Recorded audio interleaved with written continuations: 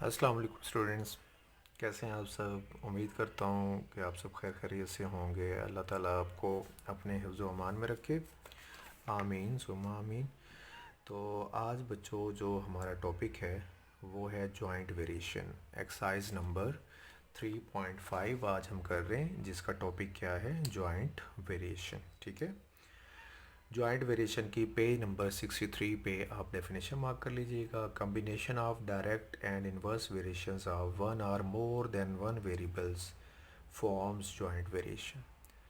यानी कि एक ऐसी वेरिएशन या एक वेरिएशंस का कॉम्बिनेशन जिसमें इनवर्स वेरिएशन भी आ रही हो, जिसमें डायरेक्ट वेरिएशन भी आ रही हो, और जिसमें एक वेरिएबल भी हो सकता है और एक से ज़्यादा भी हो सकते हैं। ठीक है। और इसकी जो एग्ज़ाम्पल है वो यहाँ पे पेज नंबर आप 64 पे देख लीजिएगा। आपने लॉ ऑफ ग्रेविटेशन पढ़ा होगा, न्यूटन्स लॉ ऑफ ग्रेविटेशन बच्चों, ये आपको अच्छी तरह से आता होगा। लॉ ऑफ ग्रेविटेशन में आप क्या करते हैं कि जो ग्रेविटेशनल फोर्स होती है वो प्रोडक्ट ऑफ मैसेस की क्या होती है? डायरेक्टली प्रोपोर्शनल होती है। प्रोडक्ट ऑफ मैसेस के डायरेक्टली प्रोपोर्शनल होती है। And square of the distance between them उसकी क्या होती है? Inversely proportional. यानी कि एट अ टाइम यहाँ पे डायरेक्ट वेरिएशन भी आ रही है और इन्वर्स वेरिएशन भी आ रही है। तो इस तरह की वेरिएशन को हम क्या बोलते हैं? जॉइंट वेरिएशन बोलते हैं। ठीक है। तो जॉइंट वेरिएशन जो है वो 3.5 में हमने करनी है। इसके कोई 5-6 क्वेश्चन हैं टोटल, और ये बहुत ज़्यादा आसान है, लेकिन इसके लिए आप लोगों को 3.2 एक्सरसाइज भी आनी चाहिए। 3.2 एक्सरसाइज जो है वो अगर आपको आती है तो 3.5 एक्सरसाइज बहुत सिंपल और बहुत ही आसान सी एक्सरसाइज है। ठीक। इसके टोटल कुछ 6 क्वेश्चन हैं। 6 में से मैंने कोई 3 एक क्वेश्चन मैंने सेलेक्ट किए हैं, आपको कॉपी वर्क के लिए करवाऊँगा, और 3 क्वेश्चन आपने जस्ट क्या करने होंगे? होमवर्क के लिए करने। और ये क्वेश्चंस लॉन्ग के लिए इंपॉर्टेंट क्वेश्चन, ज़्यादातर ये लॉन्ग में कंसीडर हुए हैं। इतने ज़्यादा नहीं आए, बट ये अगर कंसीडर होते हैं तो लॉन्ग में कंसीडर होते हैं। ठीक है। अब हम बात करते हैं किसकी? क्वेश्चन नंबर 1 की स्टेटमेंट देख लेते हैं, रीड कर लेते हैं। उसमें हमें ये कहा गया है कि हमारे पास एक एस वेरिएबल है, वो वेरी करता है directly as u square and inversely as v. ठीक है। यानी कि एस जो है इसके डायरेक्टली प्रोपोर्शनल है और वी के इन्वर्सली प्रोपोर्शनल है। इसमें सारे काम में आपने करना क्या है? एस की वैल्यू फाइंड करनी है और डिफरेंट वैल्यूज़ आपको गिवन है साथ। ठीक है। तो हम यहाँ पे लिख लेंगे कि एस जो था वो हमने फाइंड करना है, ये कहा गया ना हमें। और एस यू स्केयर के डायरेक्टली प्रोपोर्शनल था, इसलिए यू स्केयर ऊपर आएगा, और जिसके इन्वर्स होता है वो आपको पता है कहाँ होता है? नीचे।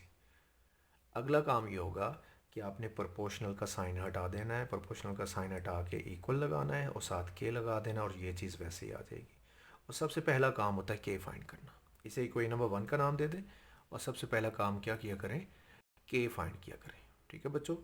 तो के फाइंड करने के लिए आप लोगों ने क्या काम करना है कि जो वैल्यूज़ आपको चाहिए के लिए, एस की चाहिए, यू की चाहिए और वी की चाहिए। एस, यू और वी की तमाम वैल्यूज़ मौजूद होंगी आपके क्वेश्चन के अंदर। अगर आप के फाइंड करना चाह रहे हैं तो एस, यू और वी आपके पास होना चाहिए।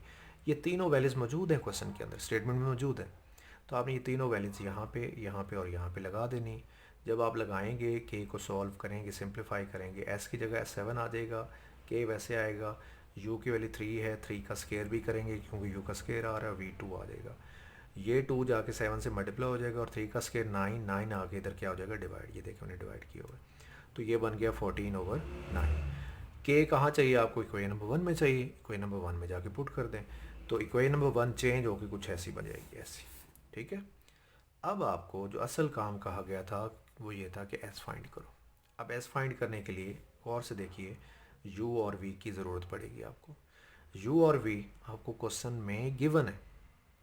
आपने यू और वी की दोनों वैल्यूज़, यू भी और वी जो हैं वो गिवन है, वो आपने पुट कर देनी। यहाँ पे पुट करें, और जो यू आ रहा है उसका स्केयर भी करना, 6 का स्केयर करेंगे, वी वैसे ही लिख देना क्योंकि वी का स्केयर नहीं है। तो आपने क्या काम कर लेना है? इनके स्केयर करके इधर लिख लेने हैं। ठीक है। कटिंग कर लें, 9 1 ज़ा 9 हो जाएगा, 9 4 ज़ा 36, 4 आ गया, 4 की कटिंग करें, 2 के टेबल से 2 आ जाएगा, इधर 5 आ जाएगा, मज़ीद कटिंग नहीं होती। 2 इंटू 4 14, 28 हो जाएगा, और ये 5 ऐसे आ जाएगा। यही है आपका आंसर। और ये सारे क्वेश्चन ऑलमोस्ट इसी टाइप के, इसी तरह के, इससे ज़्यादा मुश्किल नहीं। ठीक है, नेक्स्ट क्वेश्चन में आ जाते हैं।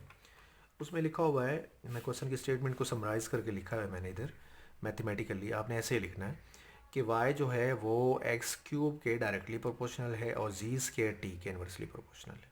ठीक है, और y फाइंड करना है आपने, ये आपका मेन मकसद है। आपने प्रोपोर्शनल का साइन हटा के k लगा देना है और सबसे पहले k फाइंड करना है।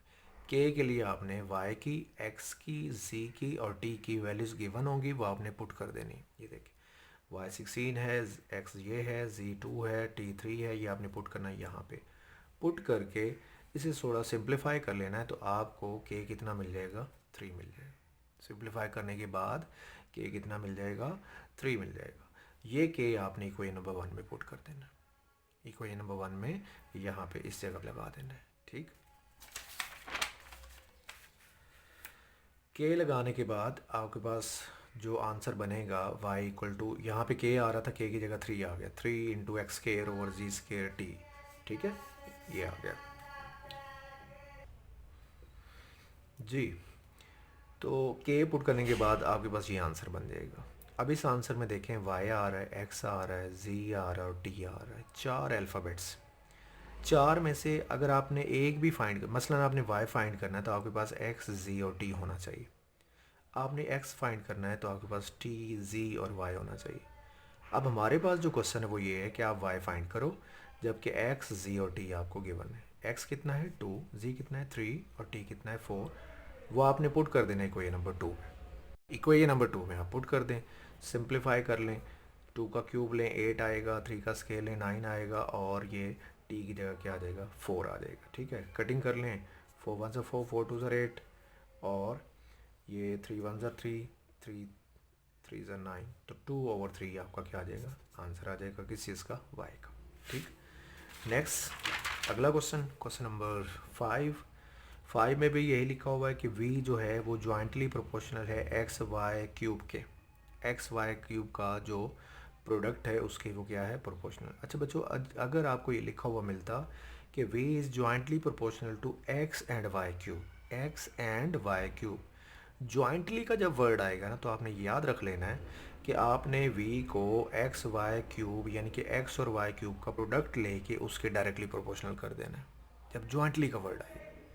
तो v is directly proportional to x y cube over z square, इसके इन्वर्सली इसलिए ये नीचे आएगा। आगे प्रोपोर्शनल का साइन हटाएं, ठीक है, तो यहाँ पे k आ जाएगा और ये चीज़ वैसे आ जाती है। सबसे पहले k फाइंड करते हैं। k फाइंड करने के लिए हमारे पास बाकी अल्फ़ाबेट्स जितने भी आ रहे हैं वो सारे होने चाहिए, वो सारे मेरे पास हैं। v है, x है, y है और z है, ये सारे मैंने इक्वेशन नंबर 1 में पुट कर दिए। तो मैंने k सॉल्व करके सिंप्लीफाई करके कितना मेरे पास आ गया, 7/8। ठीक है, यहाँ से आप देख सकते हैं कि 7 वैसे आ गया, 6 का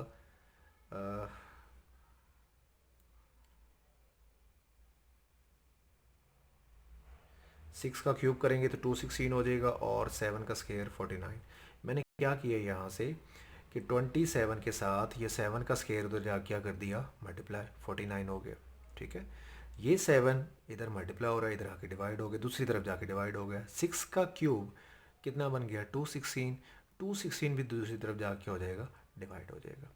यहाँ मैंने कुछ कटिंग्स कर ली हैं। 9 के टेबल से 27 3 हो जाएगा, ये 3 आ गया। 9 के टेबल से ये कट करेंगे तो ये 24 आ जाएगा। ठीक, 3 के टेबल से ये कट करेंगे तो ये कितना आ जाएगा, 8 आ जाएगा। ठीक, तो ये बन जाएगा 7/8। 7/8 आपने पुट कर देना कहाँ पे, इक्वेशन नंबर 1 के अंदर। इक्वेशन नंबर 1 आपकी अब ऐसी बन जाएगी। अब इक्वेशन नंबर 1 में 4 वेरिएबल्स हैं, v, x, y और z। लेट्स सपोज आपने v फाइंड करना है तो आपको x, y और z आपके पास होना चाहिए।